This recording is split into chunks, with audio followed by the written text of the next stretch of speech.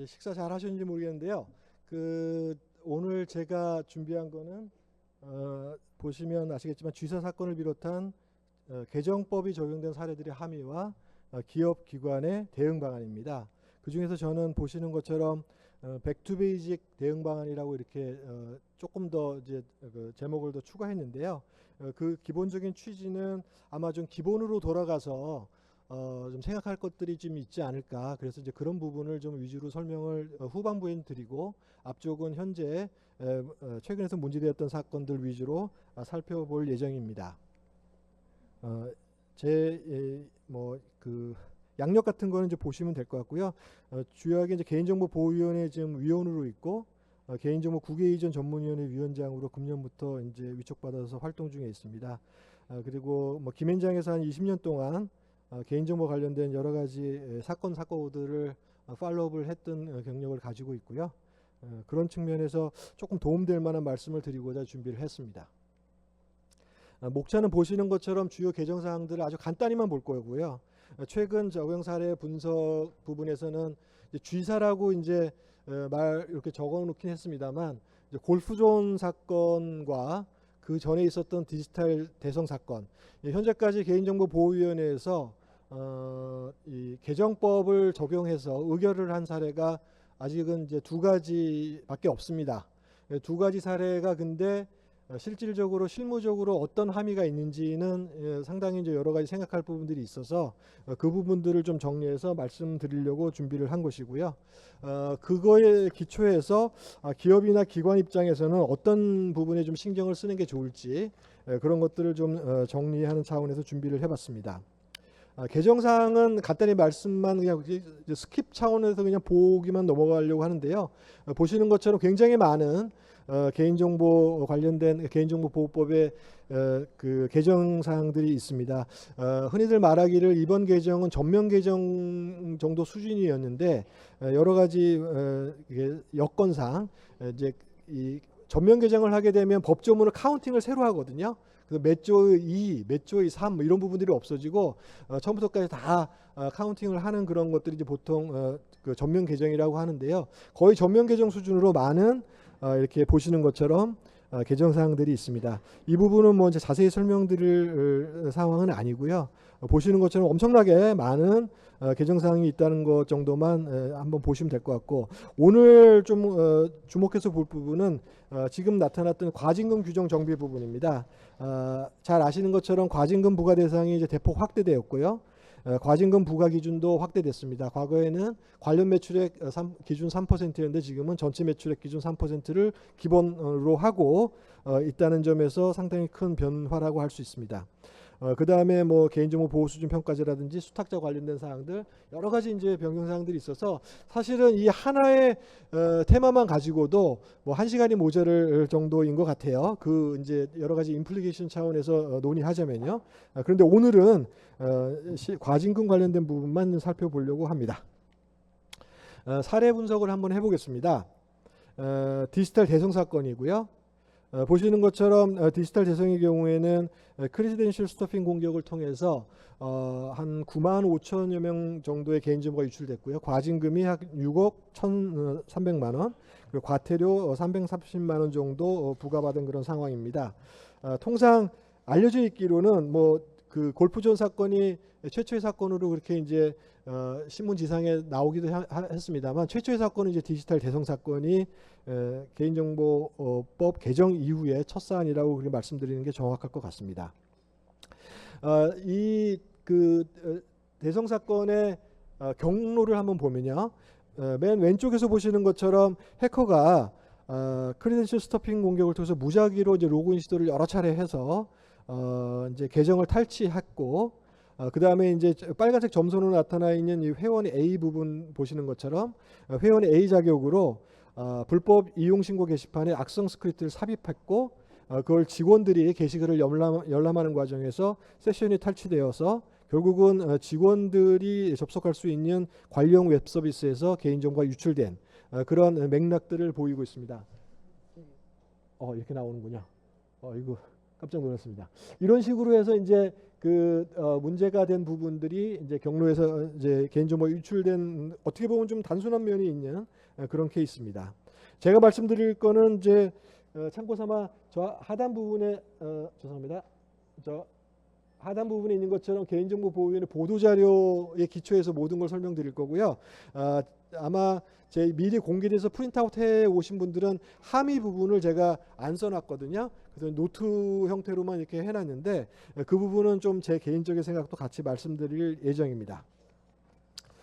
사건 개요는 2024 금년 1월경에 발생했고 직원 25명의 정보 그리고 회원 9만 5천 명의 개인정보가 유출됐었고요. 아까 말씀드린 것처럼 이 IPS 웹방화벽 등 도입했지만 크리센스 스토핑 공격을 미리 탐지하지 못했어요. 왜냐하면 실제 정책을 적용하지 않은 채 운영했기 때문에 그렇습니다.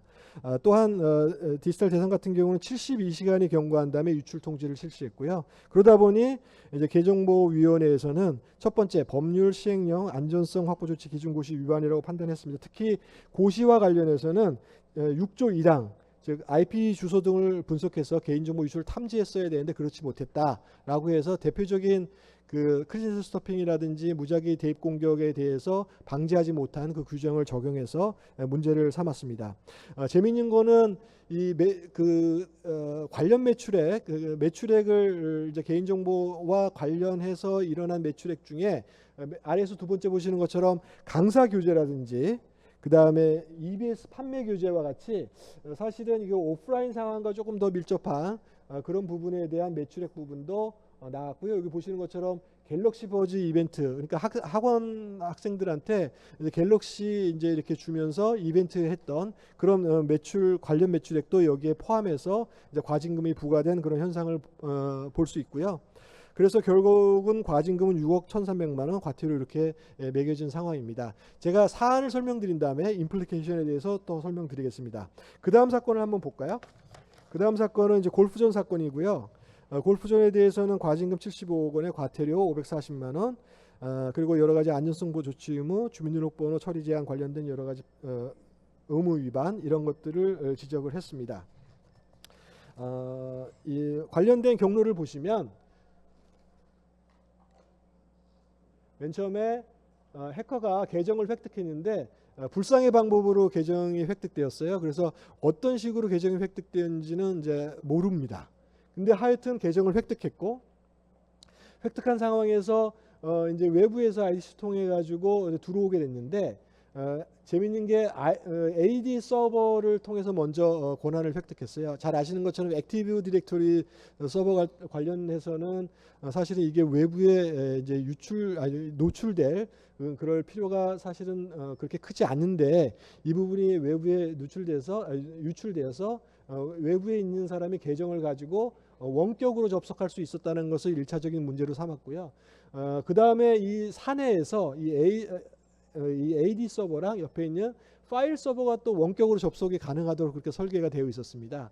파일 서버는 잘 아시겠지만 오른쪽에 보시는 일반 직원 PC, 일반 직원 PC단에서 여러 가지 파일들, 예를 들어서 내가 필요한 엑셀 파일이라든지 아리아 한글 파일 이런 것들을 해당 부서별로 폴더를 만들어 놓고 올려놓는 그런 서버를 파일 서버라고 많이 하잖아요. 통상에 말하는 그 파일 서버를 말하는 것이고요.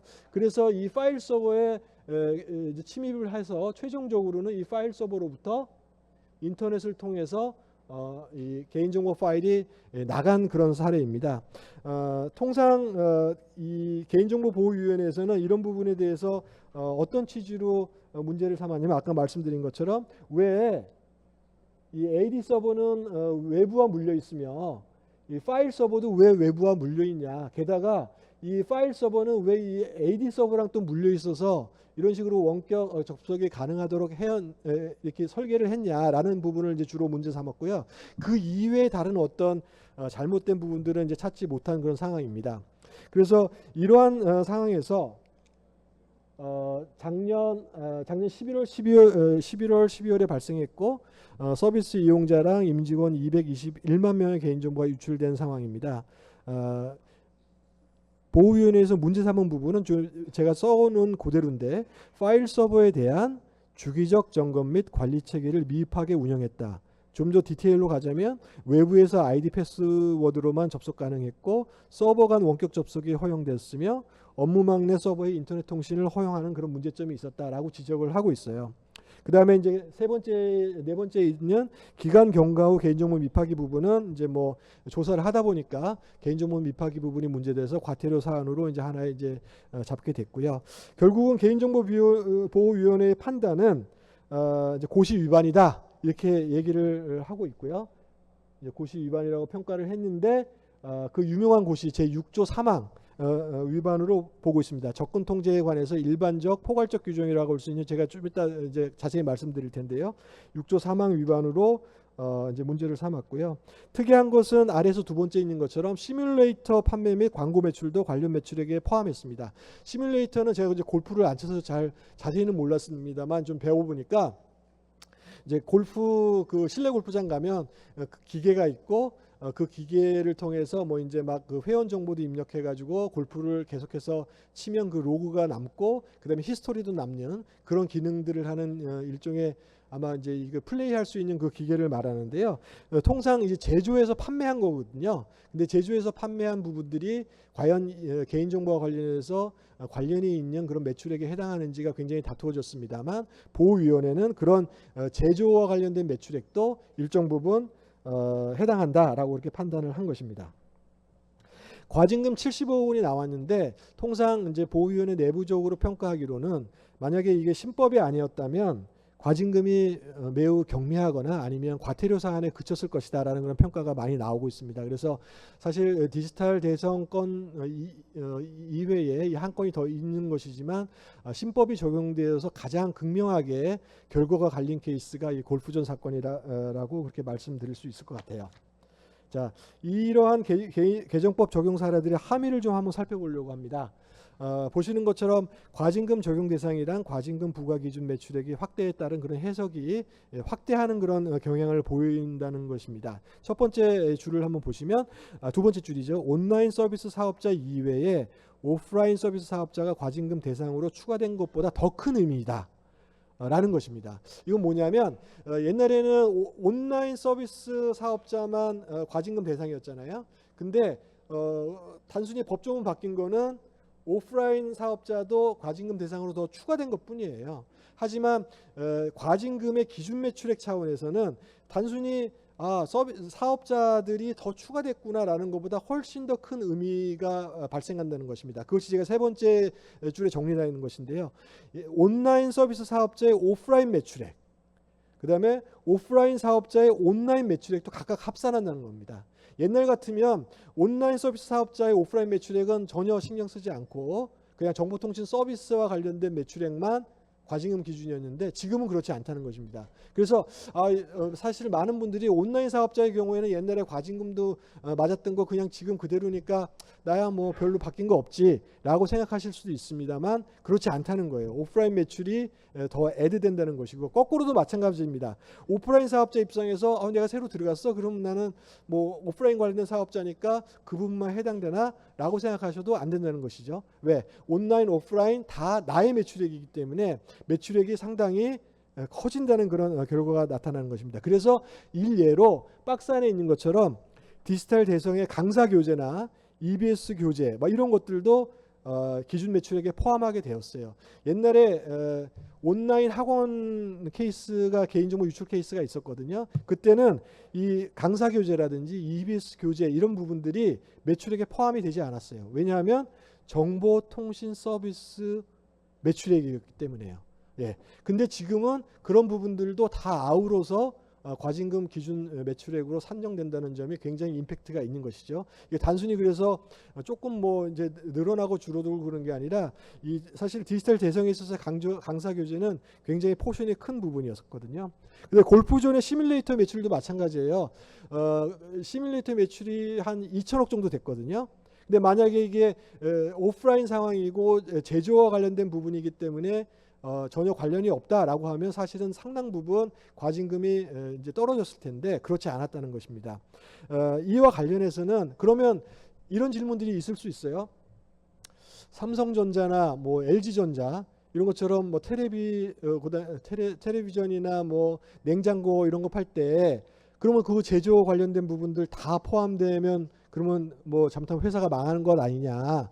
그럼 이거 어떻게 할 거냐라는 그런 질문이 다시 나오게 되는 것이죠. 옛날에 법이 개정되었을 때 그런 질문들이 나와서 과징금 때문에 큰일 났다 이런 얘기들이 나왔던 것인데 지금 보니까 그런 우려들이 그냥 기우는 아니었다라는 그런 얘기를 할 수 있을 것 같아요. 그래서 저도 사실은 의결 과정에서 그런 부분에 대해서 문제 제기를 하고 이제 보호위원회 입장은 어떻게 되는지 여쭤보고 이제 디스커션을 했는데 잠정적인 결론은 이것입니다. 개인정보 이용이 해당 제품 또는 서비스의 본질적인 경우에 해당할 때는 매출액에 포함시키고 그렇지 않은 경우에는 포함시키지 않을 것이다. 다소 추상적이긴 하지만 어느 정도 기준을 설정해 두고 있었던 것 같아요. 근데 다만 그런 기준이 당장 뭐 이렇게 막 테스트되거나 법원에 의해서 평가된 거 아니기 때문에 얼마든지 변경되거나 이제 수정될 수는 있지만 이등의 기준은 해당되는 서비스가 개인정보 이용을 본질적인 전제로 하고 있다라는 것입니다. 그래서 경우에 따라서는 뭐 삼성전자 또는 LG전자의 그런 텔레비전 뭐 이런 것들에서도 뭐가 잘못됐을까요? 예, 뭐 그 IoT 관련돼서 IP 주소라든지 아니면 실제로 개인정보를 입력하는 경우가 왕왕 있을 수 있거든요. 그런 부분들이 과연 본질적인 부분인지에 대한 평가가 규범적으로 있어야 될 것입니다. 향후에는 그 부분이 많이 다퉈질 것 같고요. 그런 부분에 대해서 이슈가 있다는 것을 좀 염두에 두시는 정도면 최초에 이런 적용되는 거에 함의를 조금 더 이해하시는 데 도움이 되지 않을까 싶습니다. 관련 매출액 산정 기준과 관련해서 그 아래에 있는 얘기들은 실제로 이제 제외되는 규정들을 저렇게 나와 있는데 기본적으로는 전체 매출액을 기준으로 설정을 해둔 다음에 아까 말씀드린 것처럼 관계가 없는 부분들을 이렇게 카브아웃하는 그런 형태로 계산을 하고 있습니다. 그런 부분을 참조하시라고 이제 작성을 해뒀고요. 자, 그다음에 두 번째는 안정성 확보 조치 기준 관련된 고시 부분에 대한 이제 문제 제기라고 할까요? 같이 한번 생각해 볼 부분들이 있는 것 같습니다. 첫 번째 아까 말씀드린 것처럼 골프존 사건에서는 제6조 3항이 적용됐고요. 이거 보시면 6조 3항이 옛날에 구고시 개인정보의 기술적 관리적 보호조치 기준 고시 제4조 9항과 그대로 비슷합니다. 그대로 같고 아까 말씀드렸습니다만 포괄적이고도 일반적인 규정이에요. 왜 그러냐면 제가 한번 볼까요? 제가 이제 빨간색으로 바뀌는 부분을 한번 읽어볼까요? 제가 빨간색 부분만 읽어볼게요. 개인정보 처리자는 개인정보가 유출되지 않도록 조치를 취해야 한다 라고 되어 있고 무슨 조치를 취해야 하는지 공백 상태예요. 그래서 사실은 유출 사건이 일어났을 때 명백하게 고시 위반, 다른 법조의 고시 위반이 아닌 경우에 이 6조 3항을 또는 이 4조 9항을 계속해서 써서 문제를 삼고 고시 위반으로 문제를 삼았던 것이거든요. 근데 과연 이 부분이 앞으로 과징금이 그렇게 많이 부과되고 사실은 기업 입장에서는 부담이 될 수 있는 그런 정도로 쌓여갈 상황에서 계속해서 제 6조 3항을 적용할 수 있을까라는 부분에 이제 약간의 문제 제기가 있을 수 있다는 것입니다. 판례는 이 부분에 대해서 저렇게 백지 비슷하게 만들어진 규정에 대해서 이제 다툰 케이스가 있었습니다. 그 다툰 케이스에 대해서 대법원은 어떻게 판단했냐면 사회 통념상 기대 가능한 것이라면 여기에 해당할 수 있다라고 그렇게 평가를 했습니다. 그래서 굉장히 여전히 포괄적이고도 추상적입니다. 하지만 법원이 그렇게 판단했기 때문에 일단 보호위원회 입장에서는 계속해서 적용해 나갈 것이어서 사실은 기업이나 기관 입장에서는 저 부분이 굉장히 어려운 고비로 남지 않을까 싶고요. 또 한 가지 임플리케이션은 두 번째 부분입니다. 개인정보 유출과 안전성 확보 조치 기준 고시의 인과관계 부분이에요. 이거 한번 보시면 이제 빨간색으로 표시를 해놨는데 옛날에는 이 규정이 이렇게 돼 있어요. 잘 한번 생각해 보시면 개인정보 고시를 위반하여 개인정보가 유출된 경우라고 맨 처음에 이제 망법에 그렇게 구성되어 있었거든요. 그래서 고시를 위반해서 유출된 경우 해서 이제 인과관계가 요하는 형태로 그렇게 구성되어 있었거든요. 그 다음에 개인정보보호법이 개정되면서 이렇게 되어 있습니다. 개인정보가 유출된 경우로서 고시를 위반한 경우 라고 되어 있었습니다. 바뀌었죠 조금. 그래서 그 부분은 사실은 법을 개정하면서 이거는 인과관계를 요하지 않는 취지다라고 개정 이유에도 적혀 있고요. 실제로 고등법원에서 인과관계가 필요 없다라는 판단을 했습니다. 그래서 비판하는 사람들은 이런 얘기를 해요. 그럼 고시 위반과 개인정보 유출과 인과관계가 없으면 이런 케이스도 과징금을 과해지나라는 그런 의문들을 제기하는 거예요. 예컨대 개인정보가 캐비넷에 저장되어 있었어요. 오프라인으로 첩첩첩첩 이렇게 바인더에 쌓여서 캐비넷에 저장되어 있던 걸 누가 빼내갔어요. 조사를 하는 과정에서 방화벽에 설치 안 돼 있는 고시 위반을 발견했습니다. 네. 그러면 인과관계는 없죠. 두 개. 왜 방화벽이 암만 설치되어 있건 없건 캐비넷에 개인정보 유출된 거는 서로 관계가 없기 때문에 그러면 개인정보가 유출된 경우로서 고시 위반이 있는 경우 그럼 다 되네 라는 그런 이제 비판이 이제 있게 되는 겁니다. 그러면 고시 위반이 없다는 건 그럼 거의 뭐 허울만 좋은 거 아닌가? 라는 그런 문제 제기죠. 그래서 저는 개인적으로 그런 부분에 있어서는 인과관계가 반드시 필요하고 왜냐 헌법상의 자기 책임의 원칙이기 때문에 내가 뭐가 잘못했기 때문에 처벌을 받는 것이지 잘못하지 않은 영역 때문에 처벌받을 수는 없거든요. 그래서 개인정보와 관련해서도 그런 인과관계가 반드시 필요하다고 개인적으로 생각합니다만 고등법원에서까지 아까 말씀드린 그런 법조문상으로는 인과관계가 필요 없다고 판단된 적이 있었습니다. 다만 지금 다시 법이 개정돼서 이렇게 바뀐 거예요. 유출된 경우 다만 안전성 확보 조치에 기한 경우를 다한 경우에는 그러하지 아니하다. 과연 이거는 어떻게 해석이 될까? 나중에 법원에서는 인과관계가 없다고 볼까? 아니면 인과관계가 있다고 여전히 인과관계가 있다고 자기 책임의 원칙에 의해서 그렇게 볼까? 그건 아직까지는 퀘스천 마크고요. 다만 보호인의 입장에서는 지금 저렇게 법이 되어 있는 이상 인과관계가 당연히 인정된다라고 그렇게 해석할 가능성보다는 그렇지 않을 가능성이 꽤 높다. 그런 면에 있어서 기업 기관 입장에서도 상당히 부담이 되는 포인트가 있다라는 그런 말씀을 드리고 싶습니다. 자, 이렇게 아까 말씀드린 것처럼 또 하나 더 있죠. 카카오 사건이 최근에 있었고 이거는 이제 151억 과징금이 과해진 사건입니다. 그래서 이제 한 2주 만에 75억 원이었다가 151억 원으로 이제 과징금이 2배로 다시 뛴 케이스인데요. 거의 제가 아까 말씀드린 것처럼 매출액의 산정 기준 그리고 고시의 적용 문제 이런 부분에서는 거의 비슷한 그런 맥락으로 진행되어서 저렇게 151억이 카카오 사건은 구법화의 사건이거든요. 신법이 적용되지 않은 상황에서의 사건이긴 합니다만 아까 말씀드린 그런 해석의 경향들이 반영된 부분이라고 할 수 있어요. 다만 카카오 사건에 대해서는 뭐 카카오 쪽에서 또는 기사 이런 쪽에서 개인정보가 아니다. 회원 일련 정보는 개인정보가 아니다. 그 다음에 이거는 개인정보 유출이 아니다라는 그런 주장들이 제기되고 있습니다만 이제 법률 전문가 입장, 그 다음에 개인정보로 20년 이상 업무를 해온 입장에서는 그 부분은 사실은 좀 너무 감정적인 주장이 아닌가 싶어요. 왜냐하면 회원 일련 번호는 개인정보가 아닌 거는 아니라고 할 여지가 상당히 높죠. 근데 이번에 유출된 거는 회원 일련 정보 더하기 휴대폰 전화 더하기 이름 뭐 이런 것도 달려있던 정보들이에요. 그게 개인정보가 아닐까요? 그런 부분에서 사실은 정말 중요한 포인트를 오히려 놓치고 이 사건에 대해서 논하고 있는 것이 아닌가라는 그런 생각을 좀 금할 수 없거든요. 그런 부분들은 만약에 필요하시면 카카오 사건 같은 경우에는 그런 통상적으로 이렇게 이렇게 일반적으로 이렇게 나다니는 그런 얘기를 들어보시는 게 아니라 팩트가 나중에 나올 테니까 그런 부분에 기초해서 자세히 살펴보시는 게 보다 사건을 정확하게 이해하시는 데 도움이 될 것 같습니다. 이 부분은 오늘의 주제가 아니기 때문에 그냥 넘어가도록 하겠고요.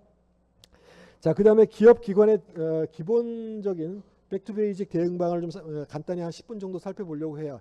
이와 같이 어떤 과징금이라든지 기업의 부담이 늘어나는 상황에서 기업이나 기관은 어떻게 대응해야 될 것인가. 저는 한 4가지 정도로 정리를 했는데요. 시간이 없기 때문에 빨리빨리 좀 진행하도록 하겠습니다. 첫 번째는 마인셋을 좀 바꿀 필요가 있어요. 특히 이제 CEO 분들이나 임원, 좀 고위직 임원분들은 개인정보 보호법에 대한 마인셋을 좀 바꿀 필요가 있다는 걸 제가 엄청 좀 강조하고 싶습니다. 다만 법이라는 건 보시는 것처럼 물 더하기 물이 가는 거예요.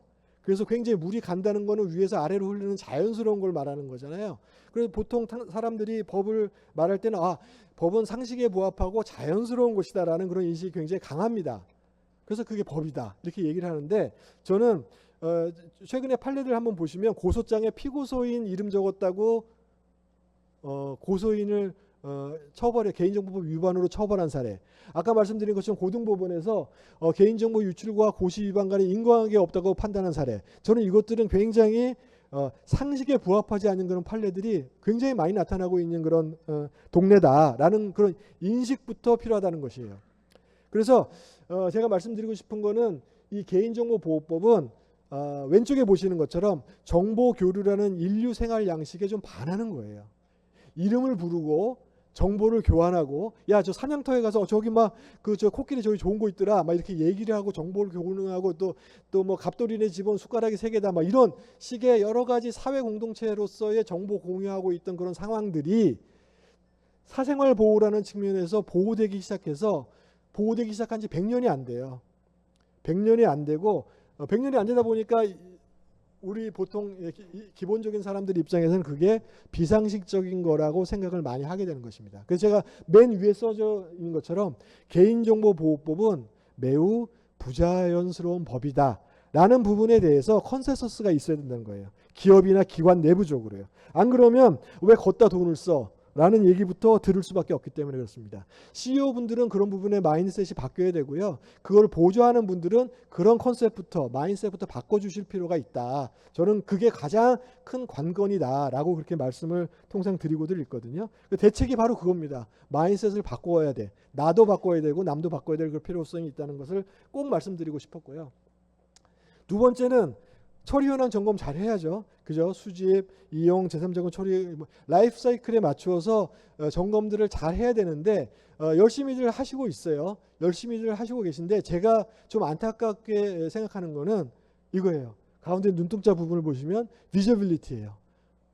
그러니까 개인정보 업무를 하시는 분들의, 제가 이제 막 그 CPO분들 만나고 여러 상담을 하고 뭐 하지만 이 비저빌리티를 확보하지 못한 채로 업무를 하고 계세요. 예, 나의 개인정보가 어디서 누워서 자고 있는지, 저 꼭대기에서 막 빌빌거리고 있는지, 아니면 막 뛰어댕기고 있는지, 이런 부분에 대해서 기본적으로 확보하지 못한 그런 상황에서 개인정보를 점검하는 경우에는 사실은 상당 부분 70-80%는 무의미한 결과에 이를 수 있다는 거예요. 그래서 업무를 하실 때 가장 중요한 거는 점검과 관련해서는 비저빌리티다. 그리고 비저빌리티를 어떻게 확보하느냐? 저는 구성원들이 얼럿을 해야 돼요.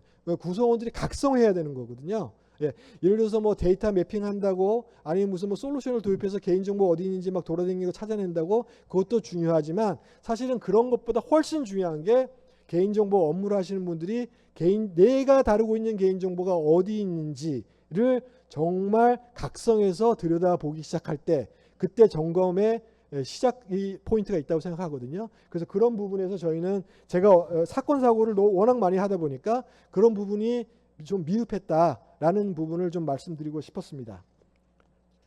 그 다음에 두 번째는 기본에 좀 충실할 필요가 있어요. 제가 써드리는 거는 어느 책에 나와 있는 거거든요. 비행기 조종사들이 수십 년, 비행기 조종사가 자기 비행기를 점검하거나 아니면 점검하는 사람들이 수십 년의 경험을 가지고 있다고 하더라도 항상 그 사람들의 손에 있는 건 체크리스트다. 굉장히 많은 업무를 했더라도 체크리스트에 기반해서 업무를 하고, 제 중간 부분에 있는 거예요. 이쯤 되면 제2의 천성이나 다름없지 않겠는가라는 반문에 틀렸다. 지금도 모두가 체크리스트를 이용한다는 거예요. 가장 기본적인 사항부터 시작한다는 것이죠. 그래서 만약에 이거를 비행기 조종사 대신 개인정보 업무 담당자, 비행 전에 서비스 제공하기 전에 비행기는 개인정보 처리 현황을 빨간 부분에 대체해 놓으면 사실은 기본적으로 저런 부분에 대해서 기본에서 시작해야지 여러 가지 면에서 효과적인 점검 활동을 할 수 있다는 말을 꼭 좀 드리고 싶었습니다. 그 다음으로 수탁자 관련된 부분들이에요. 뭐 이쪽 부분 얘기하면 길어지지만 보시는 것처럼 뭐 60% 넘는 게 수탁사 영역에서 일어나기 때문에 이런 부분에 대해서 철두철미하게 감독해야 된다는 건 뭐 당연한 거기 때문에 제가 그냥 이거는 시간이 없기 때문에 넘어가고요. 맨 꼭대기 부분, 나의 처리 현황은 물론 수탁자들도 철저히 점검하고 감독해야 되는데, 이게 이번 개정안에서 임플리케이션이 있어서 제가 이런 말씀 드린다는 거예요. 왜냐하면 수탁자에 대한 과징금 과태료 처분이 그리고 형사처벌 규정이 새로 신설됐어요. 이건 옛날에는 규정이 없었던 거거든요. 즉 위탁자가 다 처벌받고 제재받았던 겁니다. 그런데 지금 이번에 법이 개정돼서 수탁자들이 실질적으로 처벌의 대상이 된 거예요. 이건 뭘 말하냐면 수탁자가 처벌 대상이 된다는 것은 위탁자가 면책될 여지가 이론적으로 확실히 생긴 것이고요. 그 아래 보시면 뭐 권영준 교수님이라든지 최경진 교수님의 책 이런 부분에서 수탁사 관리 감독을 제대로 하면 위탁자 사용자 책임을 여태까지 한 번도 면책한 적이 없습니다. 하지만 면책해야 된다는 주장이 학설에서도 굉장히 많이 나타나고 있는 거예요. 그래서 제가 이번 법 개정에 따라서 수탁자의 법 위반 시 위탁자의 민형사 그다음에 행정상 책임이 면책될 가능성이 굉장히 증대됐거든요. 그런 측면에서 관리의 감독에 대해서 굉장히 신경을 쓸 니즈가 많이 있다는 점을 좀 강조하고 싶습니다. 그다음에 법령 준수와 관련해서도 세 가지 부분이 개인정보 이 실무 분야에서 가장 흔한 불평 불만이잖아요. 그렇죠? 세 가지. 그래 왔어요. 근데 지금은 개정법이 바뀌면서 처벌 규정도 없어졌기 때문에 아래서 두 번째, 세 번째 것들은 이제 해당 사항이 없어요. 처벌하는 법이 아니고 CPO 막겠다는 사람 많아지게 이제 될 겁니다. 도대체 해킹을 어떻게 막으라고 부분만 남은 거예요. 근데 제가 마인셋을 바꿨다는 것도 이거 똑같이 좀 적용할 수 있는 것 같아요. 법령이 정한 조치만을 100% 이행한다는 마인셋을 좀 가질 필요가 있는 거예요. 제가 맨 첫 번째 칸에 있는 것처럼 면책을 위해서 법을 준수하는 거랑 사건 사고를 방지하기 위해서 법령을 준수하는 거랑은 다른 레벨입니다. 즉 보안 솔루션 뭐 이런 거 도입하는 거는 오른쪽에 있는 사건 사고 방지 그 자체를 방지하고자 하는 거예요. 하지만 법을 지키는 거는 사실은 면책을 받기 위한 것이거든요. 그래서 좀 측면이 다르다. 해킹을 어떻게 막으냐 말이에요 라는 그런 항변하기 전에 법을 제대로 다 지켜서 그 부분에 대한 면책의 여지를 좀 갖는 그런 노력을 기울일 필요가 있다. 그 말씀을 좀 꼭 드리고 싶었습니다. 그거의 전제는 아까 말씀드린 그 유명한 제6조 3항입니다. 이 6조 3항이 너무나 포괄적으로 적용하게 되면 사실은 여러 가지 어려움이 있을 수 있어요. 그래서 보호위원회도 제가 보시는 것처럼 6조 3항과 같은 그런 포괄적 규정도 제한적으로 자꾸 해석할 필요가 있다는 점을 간단히 좀 말씀드리고 싶었습니다. 마지막으로 사건 사고가 났을 때 어떡하냐. 첫 번째 지금 약간 황당한 얘기지만 고객센터 홍보부서부터 총동원하셔야 돼요. 뭐 이 케이스는 제가 이제 흔히들 듣는 얘기는 넥슨 케이스 같은 경우 넥슨도 저도 이제 도와드렸는데 1,300만 핵이 유출되었는데 한 건의 소송도 없었어요. 그 이유는 저는 사실은 고객센터 홍보부서가 상당히 원활하게 클라이언트한테 대응했다라는 거라고 저는 생각합니다. 나중에 이제 보안 뉴스에서 제가 그 유튜브 찍은 것도 있는데 한번 보시면 왜 저런 얘기를 하는지 좀 더 자세히 아실 수 있을 것 같고요. 두 번째는 사건이 나면 우왕좌왕하지 마시고 팩트가 어떻게 되는지를 분명히 보셔야 돼요. 처음부터 끝까지가 다 팩트 파인딩입니다. 그 부분을 염두에 두셔야 된다. 시간이 제가 1분 남아가지고 어쩔 수 없이 빨리 넘어가겠습니다. 하늘이 무너져도 솟아날 구멍은 있다라는 말씀을 꼭 드리고 싶고요. 그리고 그것도 항상 있어요. 무너질 구멍은 항상 무너지더라도 살아날 구멍은 항상 있거든요. 제가 이건 그냥 하는 말씀이 아니라 수십 건의 해킹 사건을 한 경험으로 말씀드리고 싶습니다. 그래서 이런 부분 사고 대처까지 대응 방어 관련해서 좀 설명을 드렸고요. 이제 30초만 주십시오. 이제 제가 이제 저는 이제 변호사이기도 하지만 주식회사를 좀 운영하는데 지키드닷컴이라는 서비스가 있어요. 나중에 개인정보 관련해서 저기 길 건너가면 부스가 마련되어 있거든요. 나중에 한번 시간 되시면 한번 보시고요. 여러 가지 면에서 변호사 입장에서 충실하게 좀 서비스를 준비했는데요. 나중에 기회 되시면 보셨으면 좋겠습니다. 자, 제가 준비한 내용들은 다 설명드렸습니다. 이상입니다.